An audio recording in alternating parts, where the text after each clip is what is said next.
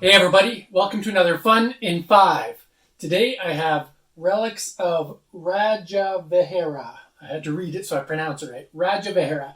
This is a game that was brought to Kickstarter about a year ago and got out to American backers I think last month, and I just got my copy a couple of days ago.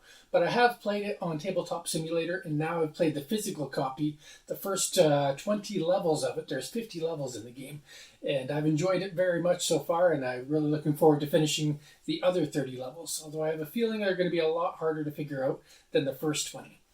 But let's talk about why we're here. I'm here to talk about 5 things that I like about a game, and this game has brought me to want to make a video about it.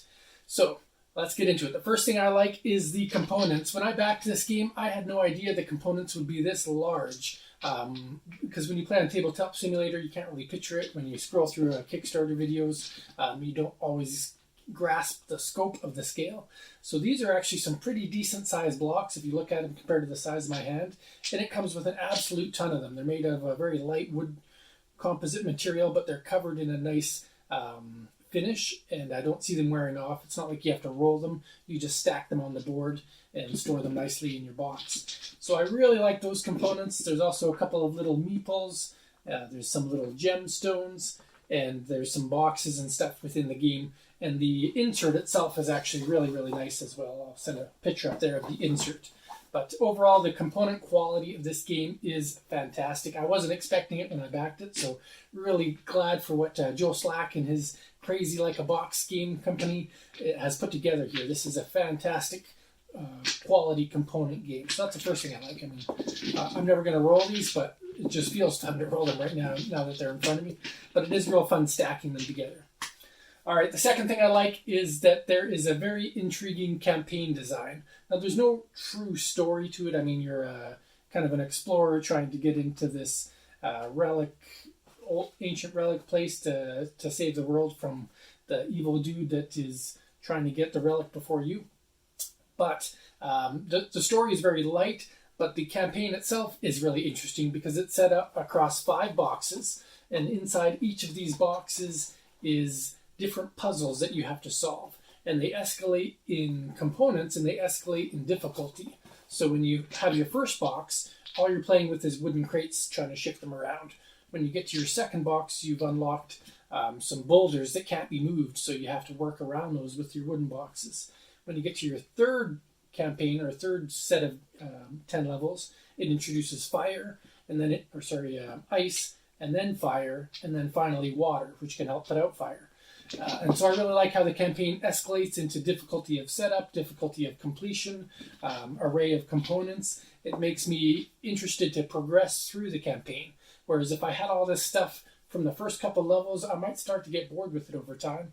But at this point, I played 20 levels, and I'm really looking forward to moving on to box 3 that introduces the ice, which is next, and then the fire after that. So fun that the campaign does that. And I don't know how hard these levels get, but some of these levels take me quite a while to figure out. I have to replay them a few times, and just that puzzly nature of the game. Which brings me to my third point, that this is a solo game that anybody can play. So many solo games out there, including ones I've designed, are very rich on theme and heavy on rules and kind of understanding of gameplay. That's not to say this game is not hard to play, because figuring out the levels can be hard, but setting it up is quite simple, and understanding how to play the game is fairly straightforward. So I think that's why I think it's actually a neat family scenario type of game, because I could play through this entire game, and then as long as I don't share all the answers with my other family members, they could break out the game as well. I think my wife would enjoy the game. I think my son and daughter will enjoy the game, just to crack it open and play a few levels and see if they like it. And if they do, they've got 50 levels that they can play as well. And they might say, how did you ever figure this out? Or how long did it take you to figure this out? And it could be some fun banter between the family that way. So I like that this is a solo game that I will actually get to the table, because some solo games, just the thought of spreading it out across the table and trying to figure out all the components is a bit of a challenge. So that brings me to my fourth point, and that is that there is a quick setup and play system to this.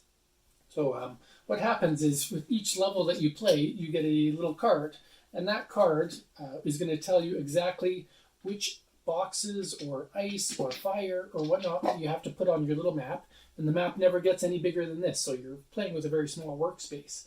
And once you've built that level, all you do is start to work around it. You can build any level. Any level I've put together has taken less than 5 minutes. It's really fast. And then to play the level may take anywhere from 5 to 15 minutes. Unless it's really hard, then maybe it's going to take you a while or a few days to actually figure out what you're supposed to do. Who knows? Depends on your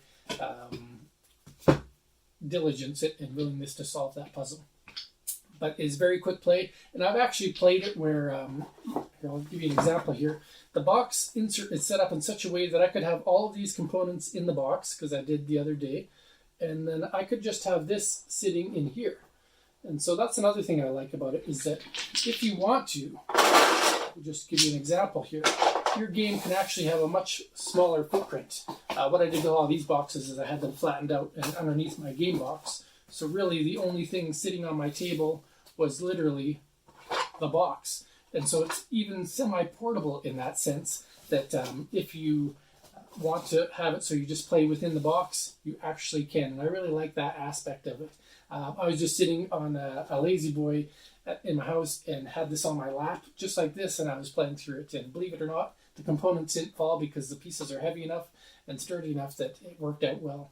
And there's actually even on the side of this track a little bit of a beveled line. So you can see you actually can't, they're not going to fall off without a little bit of extra force. So I really like that aspect of it. All right, and then the fifth thing I like about it is that this game is expandable. So if you think about a game like this, all a creator has to do is think of some new components or new bricks or design new levels, and they could make expansions for this game as long as they wanted to, as long as there's player interest. And so I really like that the game is easy to expand without having to introduce a lot to the game. And they've even included in this a, what do you call it? I think it's in the bonus pack that I have, but there's a how to build your own level. And even if you didn't have those rules, what you could do is you could use these components and design your own level that you could challenge a family member to beat. You'd obviously want to make sure it's solvable first, but that's a fun aspect too, is it just make levels that you can test out family members on. Now, one thing I never actually told you is how to play. There's tons of videos on that.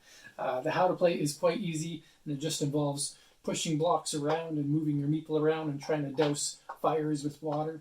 I'm not going to show you how to beat a level because I haven't solved this one yet, but watch one of those how to play videos if you want to learn the real in-depth how to play. I just wanted to share why I like the game so far after my 20 plays that I've had so far, plus my tabletop simulator.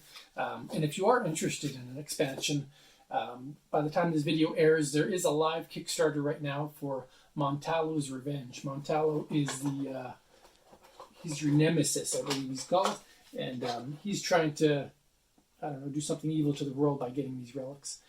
So Montalo's Revenge is now on Kickstarter by the same company, and if you can get the original game on as a bundle pack as well. So check it out, and if you played this, let me know, what do you think of Relics of Rajavihara? And if you haven't played it, what do you think of the video? As always, thank you for watching, and have a great day.